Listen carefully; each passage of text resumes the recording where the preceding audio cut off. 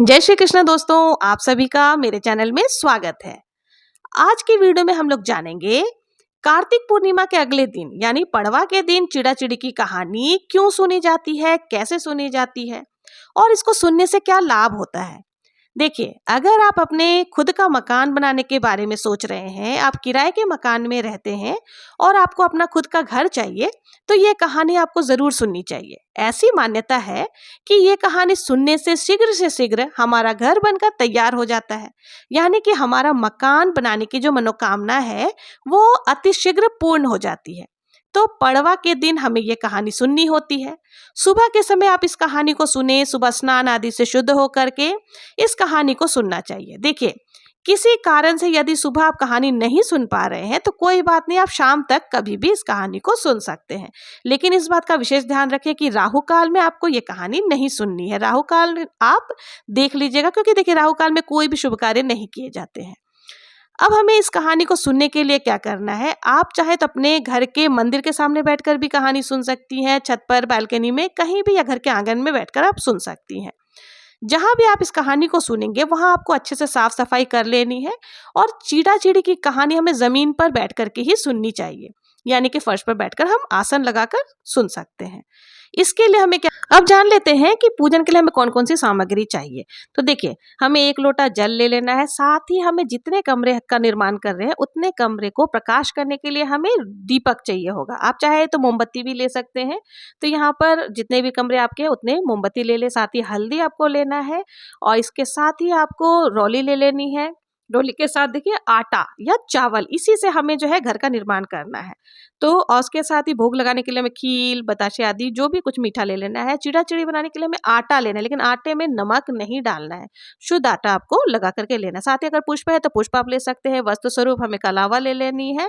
और इनके साथ ही देखिए, जो दान स्वरूप जो है ना, चिड़ा चिड़ी के लिए खिचड़ी बनाई जाती है। तो खिचड़ी के लिए हमें मूंग की दाल और चावल भी लेना होता है। तो यहाँ पर हम मूंग की दाल और चावल भी ले लेंगे। और दान में देने के लिए कुछ दक्षिणा भी हमें जरूर से रख लेनी होती है।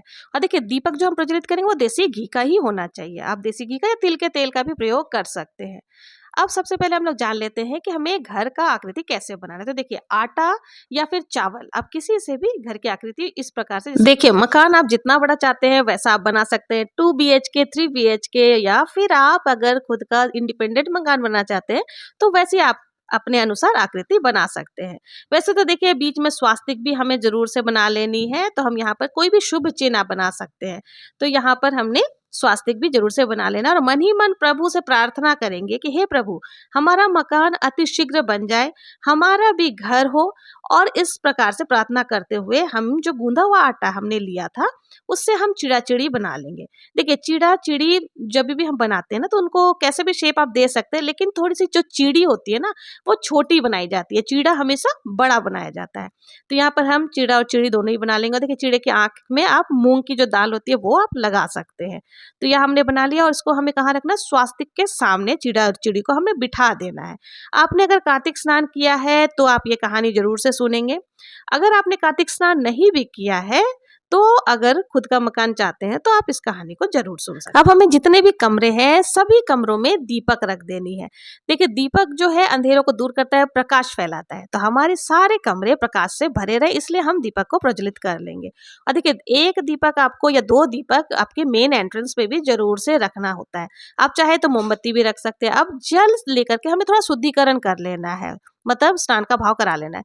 अब सभी दीपकों में और चिड़ी को हमें क्या करना है, रोली और हल्दी से तिलक लगा देना है।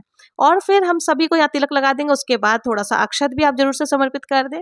इसके साथ ही देखिए, हमें वस्त्र रूपी जो कलावा है वो भी समर्पित कर देना है। तो यहाँ पर हमने जितने भी दीपक आदि है सब पे हमने कलावा भी समर्पित कर दिया है। और घरौंदा हमने जो बनाया है उसमें हमेशा प्रकाश हुई होनी चाहिए। यानी कि जितने रूम हमने बनाए हैं सभी में हमने दीपक भी प्रज्वलित कर लिए। अगर आपके पास फूल है तो फूल भी जरूर से सभी में डाल दें। अब देखिए, हमें सभी कमरों में और चिड़ा और चिड़ी को कुछ भी चुग्गा जरूर से डालना है। तो आप चाहें तो खील, बताशे जो भी आपके पास है आप वो डाल सकते हैं। और देखिए, हम हर एक कमरे में भी थोड़ा थोड़ा सा जो है ना, खील और बताशे या फिर जो भी यहाँ पर मखाने आदि है वो आपको डालना है।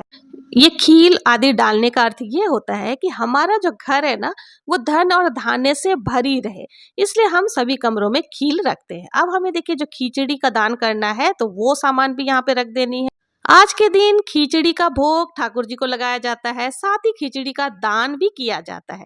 तो ऐसे में आप खिचड़ी का सामान जरूर से निकाल लें, चावल और मूंग और साथ ही 1 लोटा जल आपको रख लेना है। और इन सब के साथ ही दक्षिणा आपको जरूर से समर्पित करनी है। देखिए दक्षिणा जो है वो जो भी पूजन हम कर रहे हैं उसमें रही कमियों को पूरा करती है।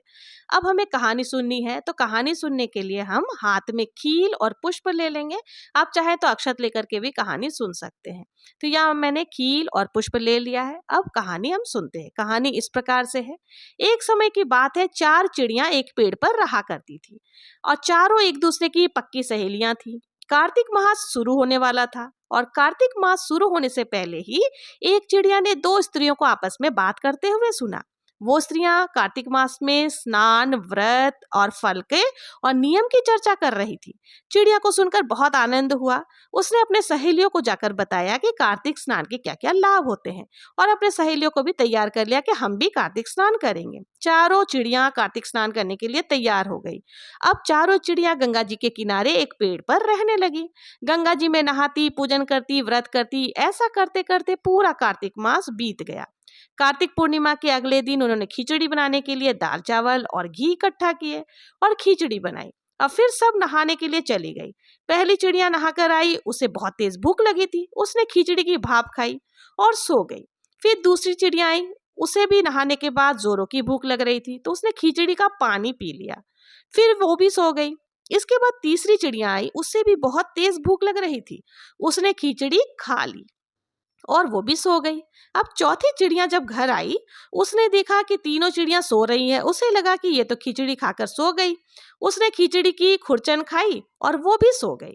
उसी शाम को एक तेज तूफान आया। चारों चिड़िया उस तूफान में मर गई। अगले जन्म में जिस चिड़िया ने भाप खाई थी वो राजा के घर में राजकुमारी बनी।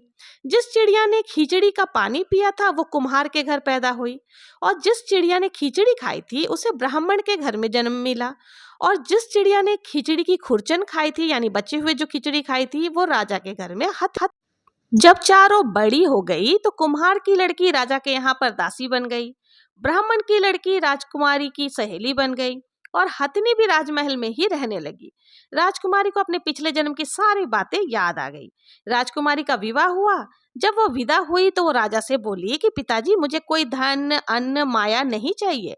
मैं अपनी सहेली, दासी और हथनी को लेकर के साथ में जाना चाहती हूँ। राजा बोला कि बेटी, तू इन सब के पीछे ये सब क्यों त्याग रही है? तू ये धन, माया भी साथ में ले जा, इन्हें भी ले जा। राजा बोला ठीक है। राजा ने सैनिकों को भेजा कि जाओ हथनी को ले आओ। सैनिक वहां गए और हथनी उठ ही नहीं रही थी। सैनिकों ने आकर राजा को बताया। तब राजकुमारी हथनी के पास गई और उसके कान में पिछले जन्म की सारी बातें बताई। हथनी उठकर खड़ी हो गई। तब राजा ने पूछा कि तुमने इसके कान में क्या कहा? जो हथनी खड़ी हो गई। तुम कौन हो, मुझे बताओ। तब राजकुमारी ने अपने पिता से अपने पिछले जन्म की सारी बातें बता दी। राजा बोला कि कार्तिक नहाने का इतना फल होता है कि चिड़िया को मनुष्य का योनि प्राप्त हो जाता है, तो हम भी इस वर्ष से जोड़े से कार्तिक स्नान किया करेंगे, खूब दान पुण्य किया करेंगे। राजा रानी ने जोड़े से कार्तिक स्नान किया, जिसके फलस्वरूप इस लोक को सुखों को भोगने के बाद दोनों अंत में बैकुंठ को प्राप्त हुए। ठाकुर जी महाराज, जैसे तुमने राजकुमारी, राजा, रानी को दिया वैसे सबको देना। इस कहानी को कहते सुनते हुकारा भरने वाले सबके ऊपर अपनी कृपा दृष्टि बनाए रखना। जय श्री हरि विष्णु भगवान की जय। तो ये थी चिड़ा चिड़ी की कहानी। इसके बाद आप गणेश जी की भी कहानी जरूर से सुन ले। और कहानी सुनने के बाद हमने जो ये पुष्प और खील लिए थे उसे हमें जो चिड़ा चिड़ी उसके ऊपर चढ़ा देना चाहिए। अब हमने जो ये घर बनाया है ना, वो हमें क्या करना है, देखिए आप अपनी मनोकामना जो है प्रभु जी से प्रार्थना कर लें। प्रार्थना करने के बाद बोलें कि मेरे इसी प्रकार का बड़ा सा मकान बन जाए और अतिशय, और इस घर को जो है ना हमें उस दिन छेड़ना नहीं है, हमें नेक्स्ट डे दूसरे दिन इस घर को हटाना है। तो इसमें हमने जो भी दीपक आदि जलाए थे उनको हम जो है विसर्जित कर सकते हैं, भूमि विसर्जन कर सकते हैं या फिर जल विसर्जन आप कर सकते हैं। साथ ही ये जो आटा है, आटा की लोई बना के आप गौ माता को खिला सकते हैं और नहीं तो चींटियों को डाल सकते हैं या मछलियों को भी डाल सकते हैं। और पुष्प आदि जो भी है उसे हम किसी भी पौधे में या गमले में डाल देंगे तो वो उसका खाद बन जाएगा। तो इस तरह से जो है आप चिड़ा और चिड़ी की पूजन करें। अगर आप किराए के मकान में है तो खुद का मकान हो जाएगा, और यदि आपका छोटा मकान है तो और बड़ा मकान बन जाएगा। लेकिन बस मन में सच्ची श्रद्धा भगवान के प्रति आपको रखनी है। तो ये थी चिड़ा और चिड़ी की कहानी। आप लोगों को ये पूजा विधि कैसी लगी? और इस कार्तिक के माह में जब एंड हो जाएगा, यानी कि कार्तिक का जो पूर्णिमा उसके बाद दिन आप ये चीज़ ज़रूर से करें। अगर आप लोगों को मेरा ये वीडियो पसंद आया हो, ज़रा भी हेल्पफुल लगा हो तो प्लीज़ मेरे चैनल को लाइक, शेयर, सब्सक्राइब करना ना भूलें। मिलते हैं नेक्स्ट वीडियो में किसी और पूजा विधि के साथ। तब तक के लिए जय श्री कृष्णा, जय श्री हरि विष्णु।